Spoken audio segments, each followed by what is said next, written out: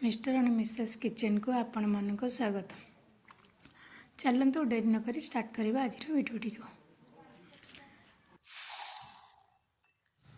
हरड़ डाली अधा कप, बादाम अधा कप, ये सब भल भाव में धोई ना। धोई दे 4 ରୁ 5 घंटा में भिजे देवाई छाड़देवा। देखो भल भाव में भिजी जाइए। से सब बाहर करना। बाहर करके छेचारे दरदरा कर छेची नवा।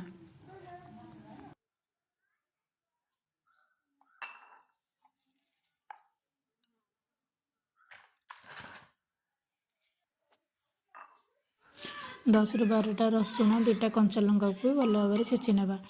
कंचा लंका रसुण छेचा को आगु छेचिकी रखिथिबा बुट डाली बादाम रे मिसईदेवा। से गोटे गिना चाउल चूना, आधा गिना बेसन, बेकिंग सोडा, लुण दे अल्प पानी दे भल भाव में गोलाई नवा।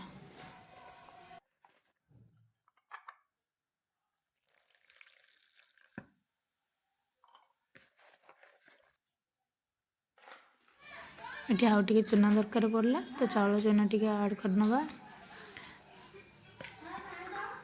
आधा कप चाउल चूना दरकार पड़ला तो एमती चकट नवा। देखो एमती ही चकटिबे।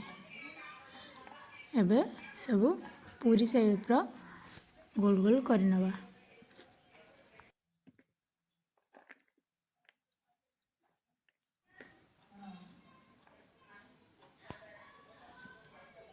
गोटे पॉलिथिन रे टे तेल देदेवा।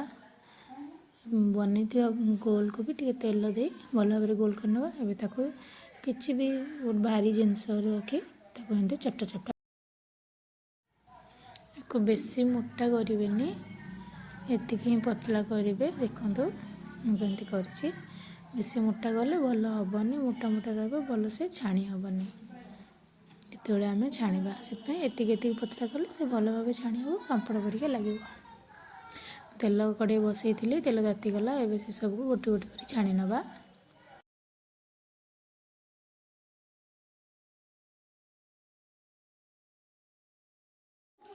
चैनल को जदि किए नुआ आसी थे लाइक करंतु, शेयर करंतु, सब्सक्राइब करंतु।